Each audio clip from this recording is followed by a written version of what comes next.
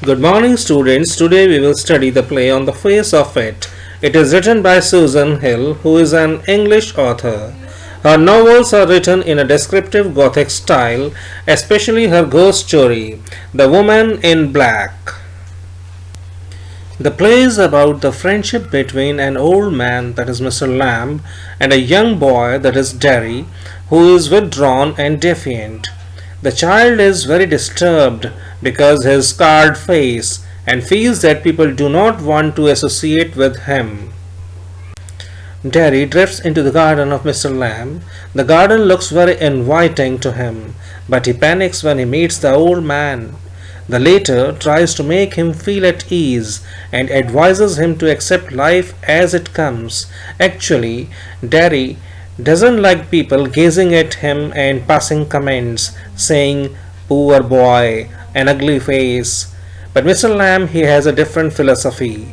He says that one should celebrate life in all its forms. To him, difference is a part of life. A flower and a weed are the same, both signs of life and growth. So, according to him, it is waiting, watching, listening, and thinking.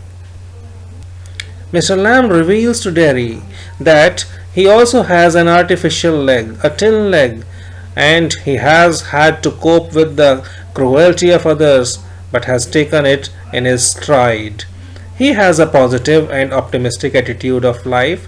Despite of his tin leg, he learned to climb the ladder. He tells Derry to live life to the full and to avoid bitterness, which can be more corrosive than the acid that destroyed his face. Mr. Lamb advises Derry to accept life without any preconceived notions. The power of choosing what one wants lies in one's hands. Derry is extremely sensitive about his scarred face and has a fixed opinion that he is repulsive and ugly. Actually, his elders, they also tried to convince him that worse might happen with him. Well, he could be in the wheelchair or be daft or dribble throughout his life. Though they also tried to convince him that he should try to learn from the life of other people. All these suggestions, they made him more defiant. He locks himself in a world of his own and avoids contact with others. But in spite of his skeptical attitude, he is moved by the old man's spirit. This is evident from the fact that he defies his mother. He says that he would return to the garden of Mr. Lamb. He would listen to his peculiar things, though sadly he was a little too late there.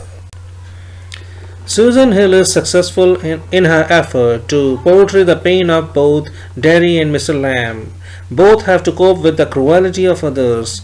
While Derry withdraws into his shell, Mr. Lamb takes it into his stride. Though one gets glimpses of the loneliness the old man faces, in spite of his outward bravado, in the scene when he talks to the bees.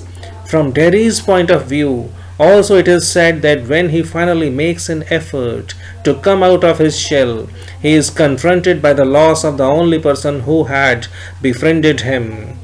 The keynote of the play is the optimistic approach of Mr. Lamb. He tries to instill the same in Derry.